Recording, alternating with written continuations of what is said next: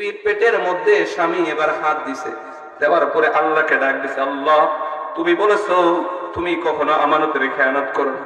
ও আল্লাহ, তাকায় দেখো আমি আমার বিবি আমার সন্তানকে আমার জীবনের চেয়েও বেশি ভালোবাসি।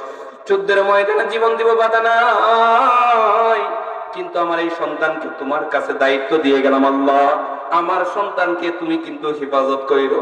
আল্লাহ তাআলার কাছে যখন দায়িত্ব দিয়ে গিয়েছে, ওই সাহাবী যুদ্ধের ময়দানে চলে গেছে। কয়েক মাস পরে যুদ্ধের ময়দান থেকে ফিরছে, ফিরার পরে দেখে তার ঘরের মধ্যে তালা ঝুলতেছে, তালা লাগানো, দরজা লাগানো। এবার ওই সাহাবী তার চাচাতো ভাইদের নিকট গেছে, যাওয়ার পরে ডাক দিলে, ভাই আমি আমার বিবিকে রেখে গেলাম গর্ভবতী অবস্থায়, আমার বিবি তো ঘরে নাই, আমার বিবির ঘরের দরজা লাগানো, তালা চলতেছে, এটার কারণ কি? এবার ভাইরা ডাক দিল, ভাই তুমি যখন চলে গিয়েছো, তুমি যাওয়ার কয়েকদিন পরেই তো তোমার বিবি ইন্তেকাল করেছে, তোমার বিবিকে আমরা কবরস্থানে দাফন করে দিয়েছি। এই কথা যখন ওই সাহাবী শুনছে, সাহাবী হাওমাও করে কান্দে, কাঁদতে কাঁদতে জমিনে পড়ে গেছে। ঘরের মধ্যে গিয়ে রাত্রিবেলায় যখন ঘুমায় গেছে, হঠাৎ করে রাত্রিবেলায় আবার স্ত্রীর মহব্বতে ঘুম থেকে জাগ্রত হয়ে গেছে। এবার হাউমাউ করে কান্দে, স্ত্রী নাই, দুনিয়াতে আর কেউ নাই, কেউ নাই, অনাগত সন্তানটার মুখটাও দেখা হলো না। কাঁদতে কাঁদতে চলে গেছে বিবির কবরের পাশে, একটু দেখে আসি না, আমার বিবির কবরটা দেখে আসি। এবার যখন বিবির কবরের পাশে গেছে, যাওয়ার পরে দেখে যে বিবি জীবনে কখনো অন্যায় করে না, জীবনে কোনোদিন কোনো অপরাধ করে নাই, এই বিবির কবর থেকে আগুনের ধোঁয়া বের হইতেছে। এবার স্বামী চিন্তা করে, আমার বিবি তো একজন আবেদা সলেহা জহেদা কনেতা বান্দি ছিল, এই বান্দির কবর থেকে আগুনের ধোঁয়া কেন বের হয় আমার দেখা দরকার। এবার ওই সাহাবী মাটি খনন করে, কবর খনন করার পর তাকায় দেখে কবরের মধ্যে তার বিবি শোয়ানো, তার বিবি কবরের মধ্যে বসা, আর তার বিবির কোলে তার সন্তান তার স্তন থেকে দুধ পান করতেছে। সুবহানাল্লাহ। এবার ওই সাহাবী চিৎকার মেরে উঠছে রে, উঠার পরে ডাক দিল, বিবি কিভাবে সম্ভব, কেমনে সম্ভব? আজ থেকে কয়েক মাস আগে তো তুমি ইন্তেকাল করেছো, কিন্তু তোমাকে তো আমি জীবিত দেখতেছি। এবার বিবি ডাক দিল, স্বামী নাও না, তোমার আমানত তুমি নিয়ে যাও। তুমি যখন যুদ্ধের ময়দানে গিয়েছিলা, তোমার সন্তানকে আল্লাহর কাছে আমানত দিয়েছিলা, আল্লাহর কাছে আমানত দেওয়ার কারণে আল্লাহ তাআলা তোমার আমানতের খেয়ানত করে নাই। আমার হায়াত শেষ হয়ে যাওয়ার পরেও আল্লাহ তাআলা তোমার আমানত, আমার সন্তানকে আমি মৃত মানুষের গর্ভ থেকে জীবিত প্রসব করায় দিয়েছে। সুবহানাল্লাহ। শুধু তাই নয়, তাই নয়, এতদিন যাবত তোমার এই সন্তানকে আমি দুধ খাওয়াই, নাও নাও, তোমার আমানত তুমি নিয়ে যাও। এবার যখন ওই সাহাবী আমানত নিলেন, সন্তানকে যখন নিলেন, নেওয়ার পরে, বিবি তুমিও চলো। কয় না না, আমি যেতে পারি না। কারণ হলো, তুমি যখন যুদ্ধের ময়দানে গিয়েছিলা, তখন তো তুমি তোমার সন্তানকে আল্লাহর হাওয়ালা করে দিয়ে গেছিলা, আল্লাহর কাছে জিম্মাদারি দিয়ে গিয়েছিলা। সেদিন যদি আমাকেও আল্লাহর কাছে জিম্মাদারি দিয়ে যাইতা, আমার মন কয় আল্লাহ আমারও মৃত্যু দিত না গো। সুবহানাল্লাহ। আল্লাহ তাআলার কাছে কোন ব্যক্তি যদি আমানত দিয়ে দেয়, আল্লাহ হেফাজত করেন। ও দুনিয়ার মানুষ, তুমি কার পিছনে দৌড়াও, কার পিছনে দৌড়াও? আল্লাহ তাআলা তোমাকে এত বেশি ভালোবাসেন, তোমাকে আল্লাহ এত বেশি ভালোবাসেন, এত বেশি ভালোবাসেন, এত বেশি ভালোবাসেন, আল্লাহ 24টা ঘন্টা তোমার দিকে তাকায় থাকে। এই আলেমরা বয়ান করবেন, তারা আপনাদেরকে শোনাবেন। শুনে রাখুন, আপনি যখন গুনাহ করতে চান, আল্লাহ তাআলা নিজে আপনাকে ডাক দেবে, বান্দা যাস না, গুনাহ করতে যাস না, আমি আল্লাহ কিন্তু তোর জিহ্বার দিকে তাকায় আছি। তুই যদি 1000 বছর গুনাহ করার পর আমি আল্লাহকে একবার যদি আল্লাহ বলে ডাক দেস, আমি আল্লাহ তাআলা তোর জীবনের সমস্ত গুনাহকে মাফ করে দিব। সুবহানাল্লাহ। ওই আল্লাহ কোরআনুল কারীমের মধ্যে বলেন,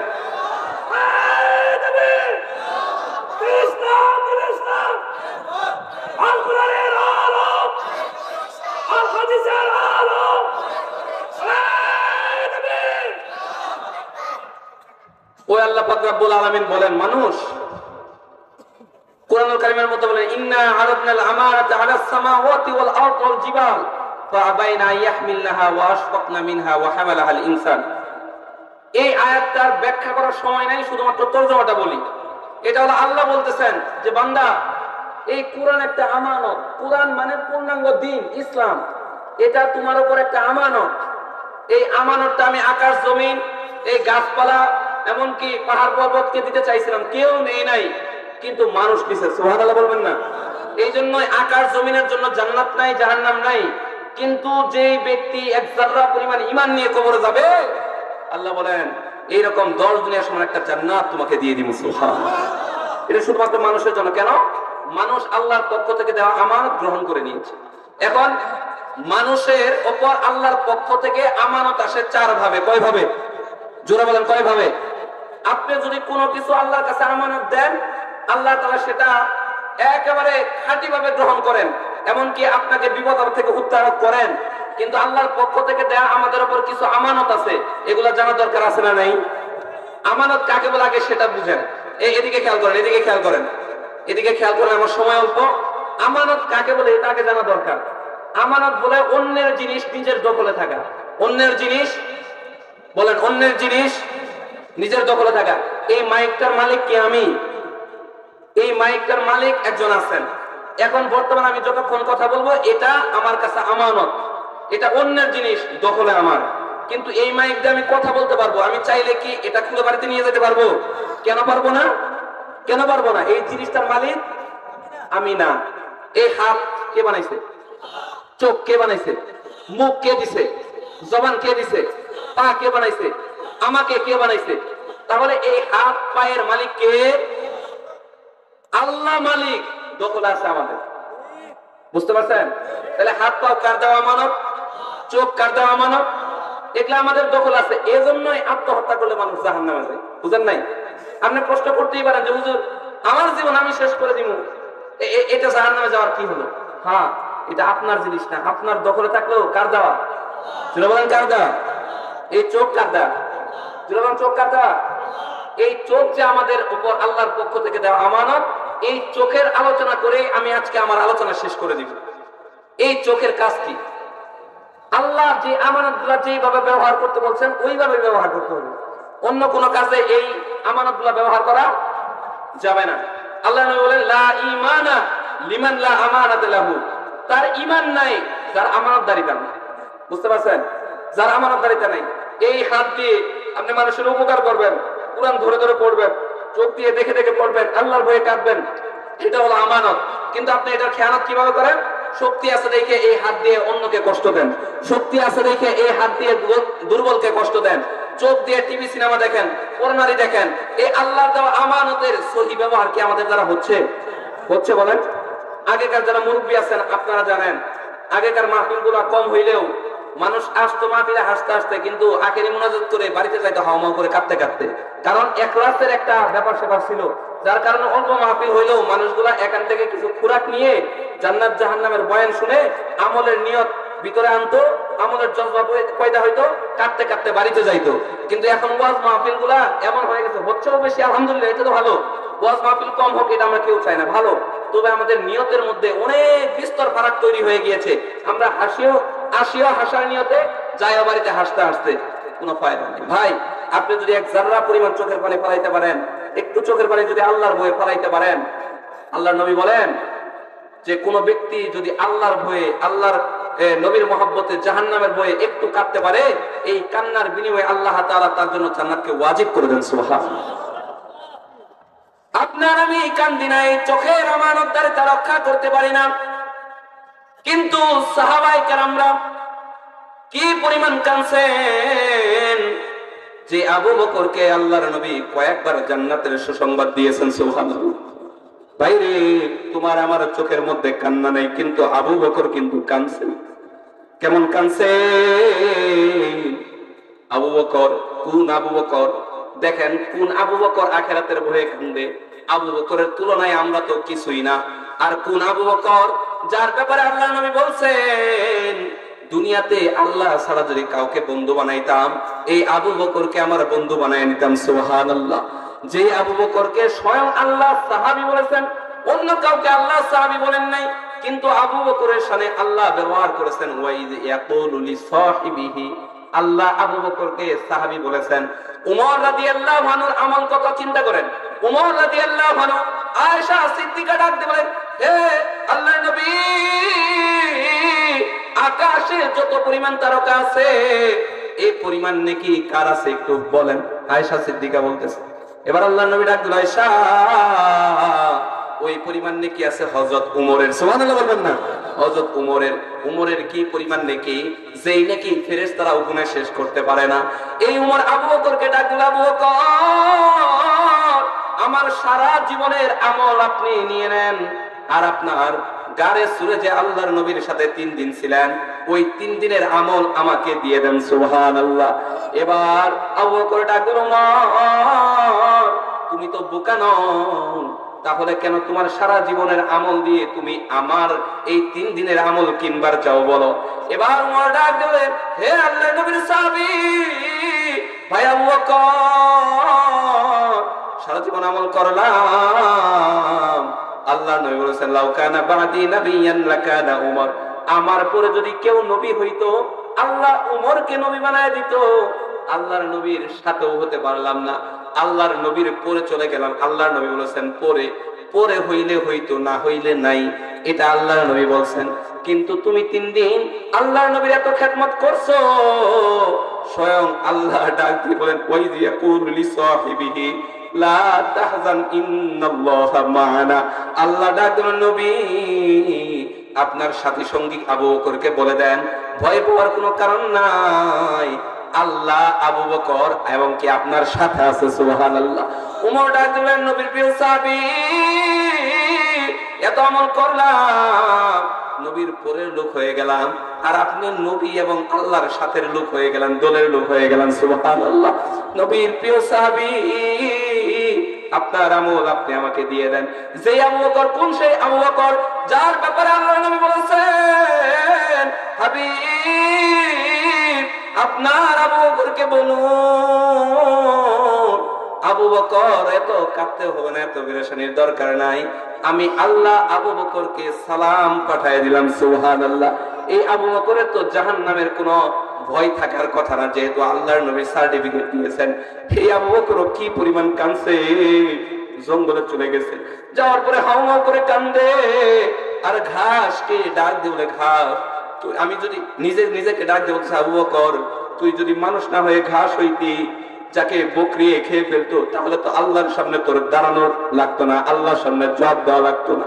আবু বকর তুই যদি আল্লাহর সামনে যাস, আর আল্লাহ যদি তোকে ধরে বসে, আল্লাহ যদি তোকে প্রশ্ন করে বসে, তুই আল্লাহর সামনে কি জবাব দিবি? সুবহানাল্লাহ। যে আবু বকরের জাহান্নামের কোনো চিন্তাই তো থাকার কথা না, আল্লাহর নবী সুসংবাদ দিয়েছেন।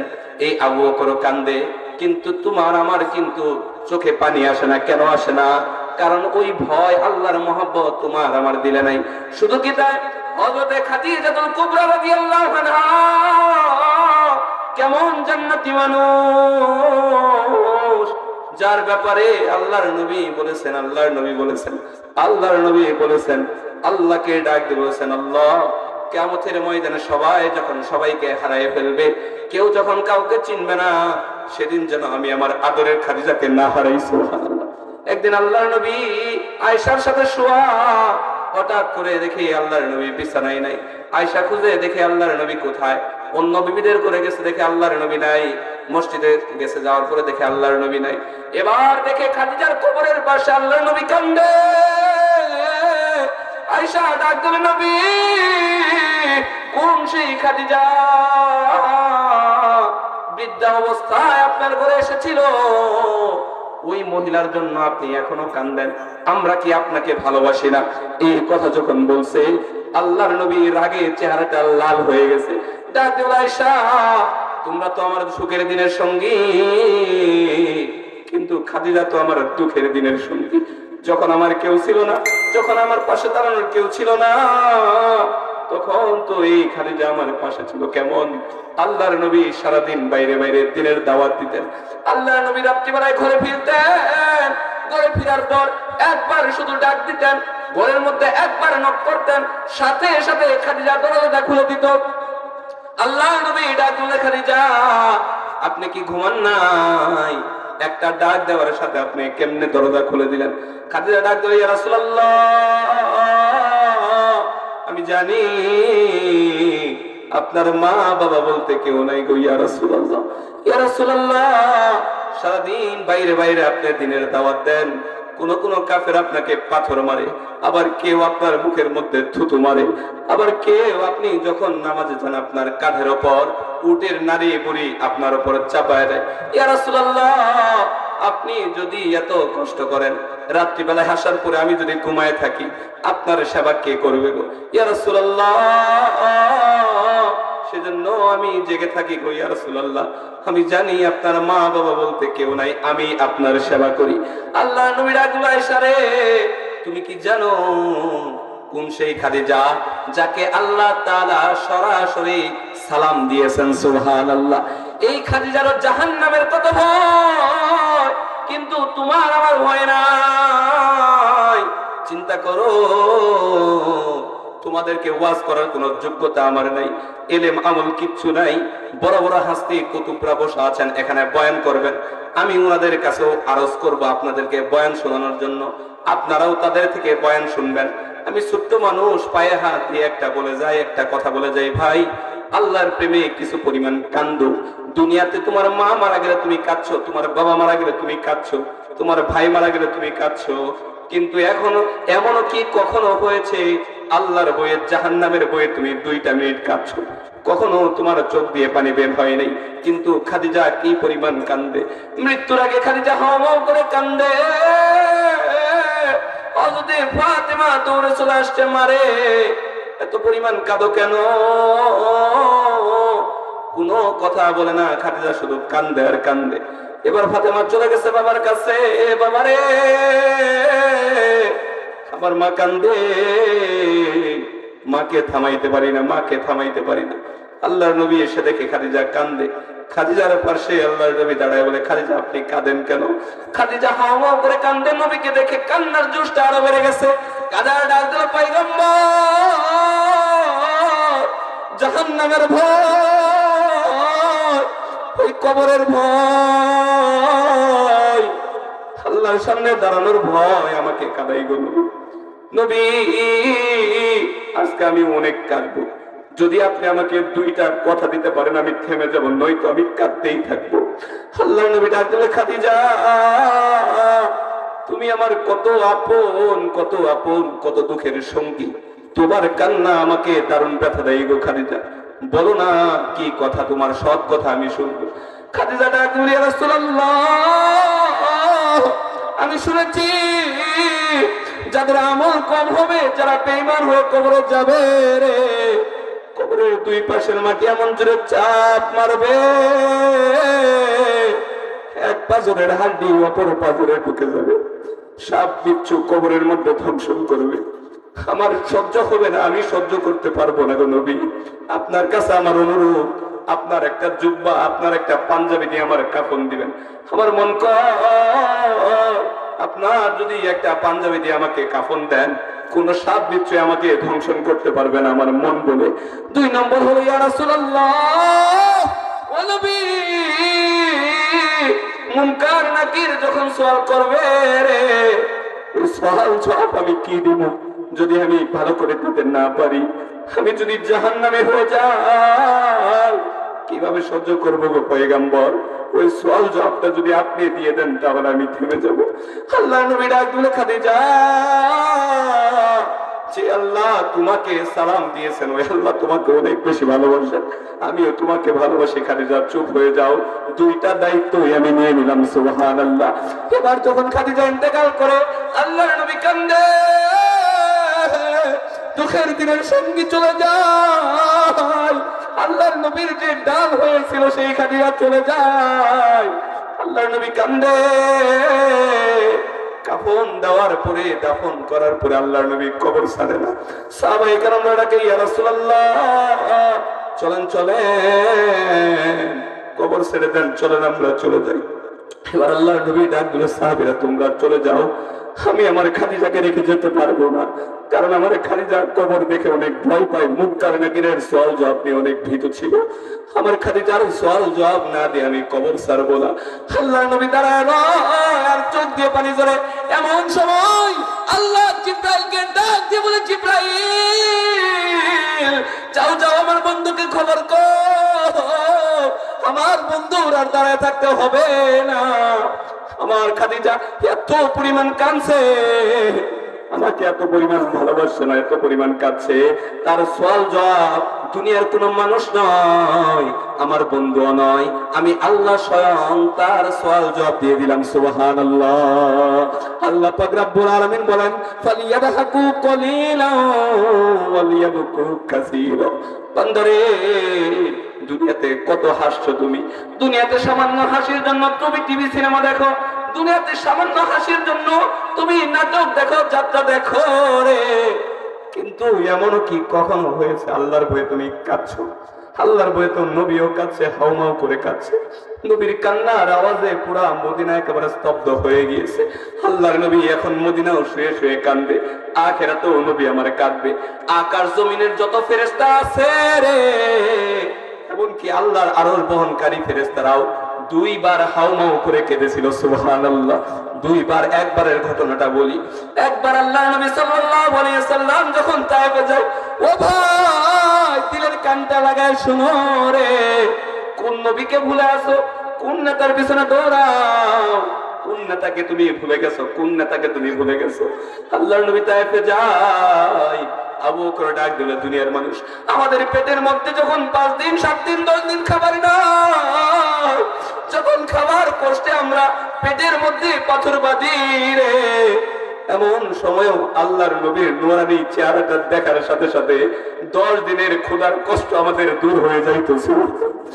এমন নবী যখন তায়েফে দাওয়াত দেয়, তায়েফের দুষ্ট ছেলেরা আল্লাহর নবীকে পাথর মারে, আল্লাহর নবীকে পাথর মারে। কোন পাথর আল্লাহর নবীর কপালে লাগে,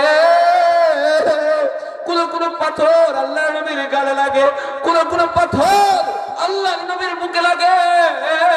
পাথরের আঘাতে নবীর ফিনকি দিয়ে রক্ত বের হয়। নবী একবার, দুইবার, তিনবার বেহুশ হয়ে জমিনে পড়ে যায়। এবার জায়েদ ছিল আল্লাহর নবীর সাথে, জায়েদ নবীকে জড়ায় ধরছে, ডাক দিল, দুনিয়ার মানুষ, নবীকে আর মারিস না, নবীকে আর মারিস না। এই নবীর আপন বলতে মা বাবা কেউ নাই, কেউ নাই, আমি নবীকে নিয়ে চলে যাচ্ছি, নবীকে আর মারিস না। এবার যখন জায়েদ নবীকে ধরছে, ও দুনিয়ার মানুষ, কোন নেতাকে ভুলে গেছো? ওই নবীকে জায়েদ একটা বাগানে নিছে, নেওয়ার পরে ডাক দিল, দুনিয়ার মানুষ, দেখি নবীর গায়ের মধ্যে পাথর লেগে আছে, সেখান থেকে আমি পাথর সরাই, দেখি আল্লাহর নবীর ফিনকি দিয়ে রক্ত বের হইতে থাকে। আল্লাহর নবীর গা থেকে এত পরিমাণ রক্ত ঝরছে, আল্লাহর নবীর পায়ের সাথে একেবারে জুতাটা লেগে গেছে, স্যান্ডেলটা লেগে গেছে। আমি যখন স্যান্ডেলটা খুলতে গেছি, আল্লাহর নবী আহ বলে চিৎকার মেরে উঠছে, আর ডাকলো, যায় তুই আমার জুতায় হাত দিস না রে, মনে হচ্ছে তুই আমার জুতা খুলতেছিস না, মনে হচ্ছে তুই যেন আমার কলিজাটা টেনেছিস। আল্লাহর নবী সেদিন আল্লাহকে ডাক দিয়েছে, আল্লাহ। আল্লাহর নবী হাওমাও করে কেঁদেছিল আর আল্লাহকে ডেকেছিল, আল্লাহ কার কাছে ছেড়ে দিলা আমাকে? দুনিয়াতে আসার আগেই বাবাকে নিছো, মাকে দিছো, আল্লাহ কার কাছে ছেড়ে দিলা? এই যে আল্লাহর নবী চিৎকার মেরে উঠছিল, আকাশ জমিন এমনকি আল্লাহর আরশ বহনকারী ফেরেশতারা হাওমাও করে কেঁদে ফেলেছিল। আল্লাহ গো, তোমার নবীর অবস্থাটা দেখো। সেদিন আল্লাহ বলেছিল, ও হাবিব, ঘোষণা তো দেওয়া আছে,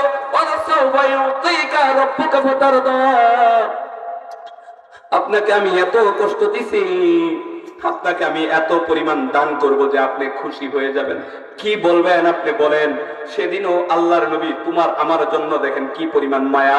সেদিন আল্লাহর নবী চাইলে দোয়া কইরে তায়েফবাসীকে ধ্বংস করায় দিতে পারতেন, কিন্তু আল্লাহর নবী তা করেন না। আল্লাহর নবী ডাকল, আল্লাহ গো, দেখো দেখো আমার রক্ত ঝরে, এই রক্তের বিনিময়ে তোমার কাছে একটা দোয়া যদি করি তুমি কবুল করবানি? আল্লাহ বলেন, অবশ্যই কবুল করবো। আপনি বলেন, আমি কবুল করবো। নবী ডাকলেন, আল্লাহ তাইফের ছেলেরা আরো মারুক, কিন্তু আমি দোয়া করব না। এই দোয়াটা আমার গুনাহগার উম্মতের জন্য রেখে দিলাম। কিয়ামতের ময়দানে আমার উম্মতটা যখন জাহান্নামের দিকে যাবে, তখন আমি এই দোয়াটা করে আমার উম্মতদেরকে জান্নাতে নিয়ে যাব। কিয়ামতের অবস্থাটা কি হবে ভাই? ও ভাই, তোমার পায়ে হাত দেই, তুমি কাকে বলে গেছো? দুনিয়াতে সব জায়গায় তুমি হাসো, কিন্তু তোমার পয়গম্বর তোমার জন্য কি পরিমাণ কাঁদছেন। কিয়ামতের অবস্থাটা কি হবে? একটা বান্দাকে যখন ফেরেশতারা ধরে ধরে যখন জাহান্নামে নিয়ে যাবে, তখন আল্লাহ নবী দৌড়াবে, আল্লাহ ডাকল, বন্ধু আপনি আমার পাশে বসেন, পাশে বসে চেয়ার রাখা আছে, বসেন। আল্লাহ নবী ডাকতে বলেন, আল্লাহ আমি বসবো না, আমি যদি বসে যাই পুলসিরাতে আমার উম্মতের পাশে কে দাঁড়াবে? মিজানুল পাল্লার পাশে কে দাঁড়াবে? কাউসারের পানি কে পান করাবে? আল্লাহ আমি বলবো না। আল্লাহ নবী দৌড় দিবে কখনো জাহান্নামের কিনারায়, আবার কখনো হাউজে কাউসারে, আবার কখনো পুলসিরাতে। আল্লাহ নবী দেখবেন কিছু উম্মতকে জাহান্নামে নিয়ে যাওয়া হচ্ছে। এমন সময় আল্লাহ নবী ফেরেশতাদেরকে ডেকে বলবে, ও ফেরেশতারা, আমার উম্মতকে ছেড়ে দাও, আমার আদরের উম্মতকে ছেড়ে দাও। ফেরেশতারা বলবে, নবী আমরা তো কিছু করতে পারি না, আপনার যদি কিছু বলার থাকে আল্লাহকে গিয়ে বলেন।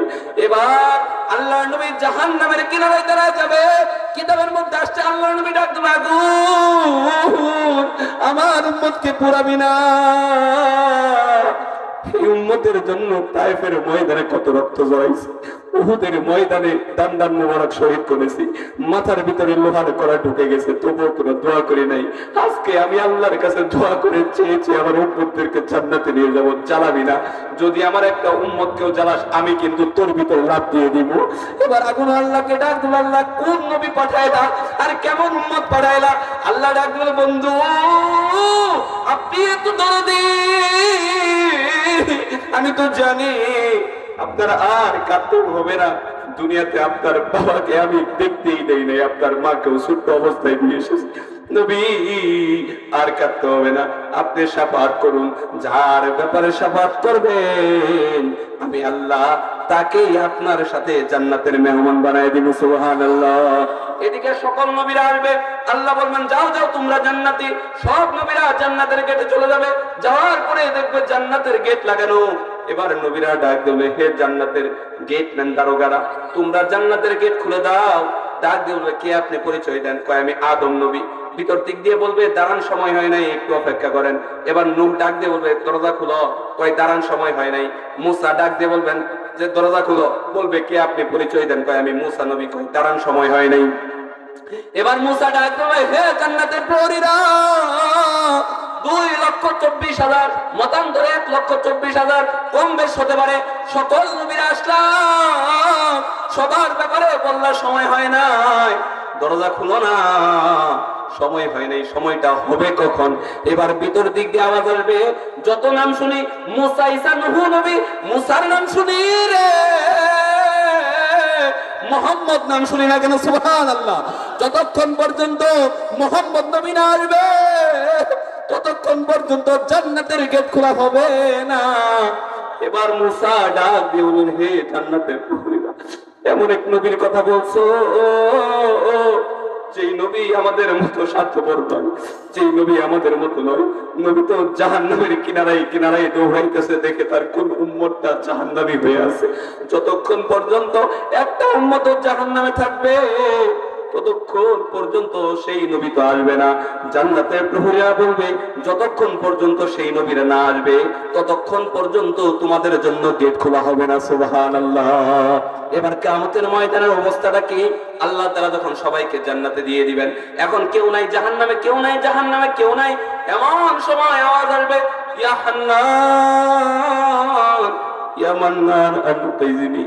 ক্ষীণ কণ্ঠে একটা আওয়াজ আসবে, এ আল্লাহ আমাকে বাঁচাও, আর সহ্য করতে পারি না। একটা আওয়াজ আসবে, আল্লাহর নবী হাউমাউ করে ডাক দিবে, কাঁদবে, ডাক দেবে, আল্লাহ এখনো আমার কোন উম্মত যেন জাহান্নামে পড়ে পড়ে কাঁদবে। আল্লাহ ডাক দেবে, ফেরেশতারা যাও যাও, দেখো দেখো কে আছে এখনো জাহান্নামে, কে আছে। এবার ফেরেশতা জিবরাইল যাওয়ার পরে দেখবে কেউ নাই। আল্লাহকে এসে বলবে, আল্লাহ জাহান্নামে তো কেউ নাই। আবারও আওয়াজ আসবে, ইয়া হান্নান ইয়া মান্নান আনকিসনি, হে আল্লাহ তুমি আমাকে বাঁচাও, আর সহ্য হচ্ছে না। এমন সময় আল্লাহ ডাক দিল, জিবরাইল যাও যাও জাহান্নামের তলদেশের মধ্যে কয়লাগুলা সরাবা, দেখবা কয়লার নিচে একটা বান্দা জ্বলতে জ্বলতে পুড়তে পুড়তে কয়লা হয়ে গেছে, উপর হয়ে শুয়ে শুয়ে কান্দে, তাকে বের করে নিয়ে আসো। এবার জিবরাইল যখন তার পাখা দিয়ে বাড়ি দিয়ে ওই বান্দাকে যখন উঠাবে, দেখবে একেবারে পুড়ে কয়লা হয়ে গেছে।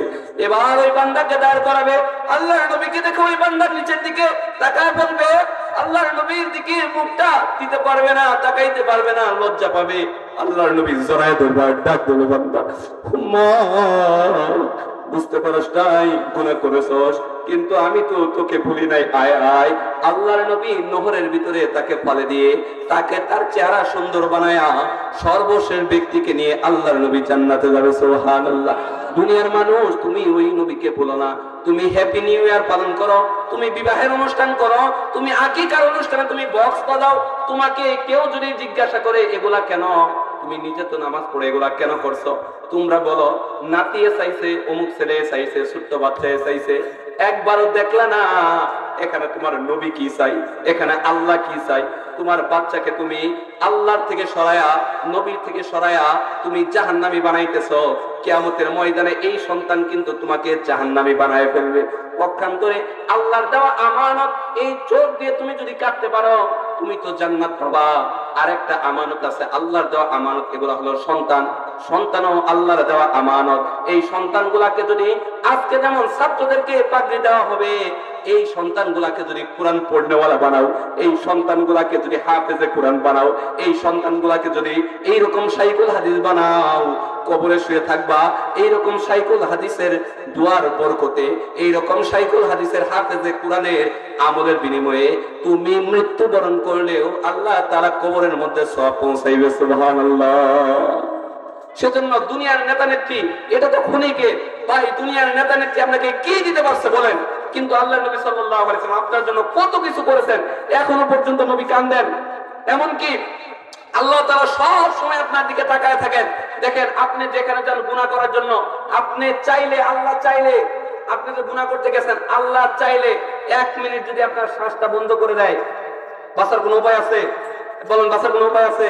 কিন্তু আপনি যখন গুনাহ করার জন্য দরজা জানলা সব বন্ধ করে দেন, কেউ দেখে না দুনিয়ার মানুষ, দরজা জানলা বন্ধ করে দিয়েছেন গুনাহ করার জন্য, সেখানেও আল্লাহ তাআলা আপনাকে শ্বাস প্রশ্বাস দিয়ে আপনাকে বাঁচায় রাখে। কেন রাখে? যে মৃত্যুর কিছুক্ষণ আগেও যদি আপনি আল্লাহর কাছে তওবা করেন, আল্লাহ তাআলা আপনার জীবনের সমস্ত গুনাহ মাফ করে।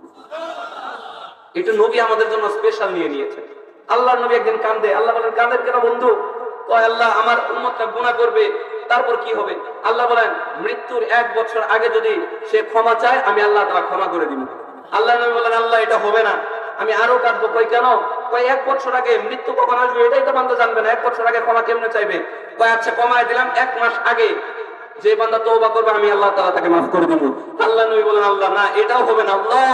আল্লাহ বলেন, বন্ধু আপনি যে উম্মতের প্রতি কত দয়ালু আমি তো জানি, আপনি রাহমাতাল লিল আলামিন, আপনাকে আমি এভাবেই প্রেরণ করেছি গো হাবিব। ও হাবিব জান, কোন বান্দা যদি 1 মাস আগে, 1 সপ্তাহ আগে যদি তওবা করে, তওবা কবুল করবো। আল্লাহ নবী বলেন, না আল্লাহ এটাও মানবো না। আল্লাহ বলেন, 1 দিন আগে যদি তওবা করে, সেটাও মানবো, আল্লাহ তাহলেও আমি গুনাহ ক্ষমা করে দিব। আল্লাহ নবী বলেন, আল্লাহ না এটাও মানবো না। আমার বান্দা তো বুঝতেই পারবে না, আমার উম্মত তো বুঝতেই পারবে না কখন মৃত্যুবরণ করবে। আল্লাহ বলেছেন, হাবিব কান্না থামান, আপনার কোন উম্মত যদি মৃত্যুর একেবারে সাকরাত চলার আগে আগে যদি একেবারে জান বের হয় এমন সময়ে আগেও যদি তওবা করতে পারে, জীবনের সব গুনাহ মাফ করে দিয়ে আমি আল্লাহ তাআলা আমার কোলে উঠায় নিয়ে তাকে জান্নাতের মেহমান বানাই। আল্লাহ তাআলা বলে দিয়েছেন, নবী তোমার আমার জন্য কেঁদে আল্লাহর কাছ থেকে স্পেশাল অফার নিয়ে নিয়েছে। আচ্ছা যাই হোক, হুজুরকে বসায় রেখে অনেকক্ষণ আলোচনা করলাম। আমি হুজুরের কাছে ক্ষমা চাই, হুজুরের ছাত্র হওয়ার যোগ্যতা রাখি না। এখন হুজুরের কাছ থেকে দোয়া নিয়ে আমি স্টেজে আসছি, তো হুজুরের কাছে ক্ষমা চাই। বাকি অনেক আলেম ওলামা নিচে বসে শুনলেন, আমার দাদার বয়সী, বাবার বয়সী অনেকেই শুনলেন, আপনাদের কাছেও মাপ চাই। যা কিছু বললাম আল্লাহ তাআলা আমল করা তৌফিক দান করুন। 30 সেকেন্ড একটু সময়, 1 মিনিট সময় দিতে, 1 মিনিট। এটা হলো এই যে এখানে যারা আসছেন, মহিলারাও আছে না, যারা আছেন, এখন যদি আমরা কেউ মারা যাই, কথা বুঝবেন, এখানে যদি আমরা কেউ মারা যাই, যার বয়স 80 বছর, যেমন হুজুরের বয়স কথা কথায় 70 বছর 60 বছর যাই ধরি, হুজুর তার বিবির সাথে 30 বছর 40 বছর একসাথে থাকছে, কথা বুঝলেন। এখন যদি মারা যায়, হুজুর তো শাইখুল হাদিস মানুষ, শাইখুল হাদিস মানুষ, তো হুজুর যদি মারা যায়, আমরা যদি তার বাড়িতে যাই, যদি উনাকে বলি আম্মাজান আপনার স্বামীর সাথে দীর্ঘ 30-40 বছর একসাথে এক বিছানায় কাটাইছেন, হ্যাঁ আজকে এখন মারা গেছে, আপনার স্বামীর জানাজাটা আগামীকাল পড়ামু, আজকের রাতটা একটু একসাথে থাকেন সেইভাবে যেভাবে এই 30 বছর ছিলেন। আপনাদের বিবিদেরকে যদি বলা হয়, ওনার বিবিদেরকে যদি বলা হয়, কেউ রাজি হবে? বলেন হবে? এইরকম মা তোমাদেরকেও বলি, তোমরাও যদি মারা যাও, আমাদের শাইখুল হাদিস সাহেব যায় যদি বলেন, মাহফিল কর্তৃপক্ষ যায় যদি বলেন এখন জানাজা পড়ান না, কাল জানাজা পড়ামু, একটু একসাথে থাকো, থাকবে কেউ? থাকবেন আপনারা? ও ভাই, এই স্ত্রী সন্তানের জন্য আপনি আপনার আখিরাত বন্ধ করে দিচ্ছেন, আপনি আখিরাত বরবাদ করছেন। দোকানটাকেই বড় মনে করছেন কেন? সন্তানকে ভালো কাপড় পরাইতে যায় অনেক বাবা আছে, 10 বছর ঈদ, 10টা বছরের মধ্যে একটা নতুন জামা কিনে নেয়, এরকম বাবা আছে না?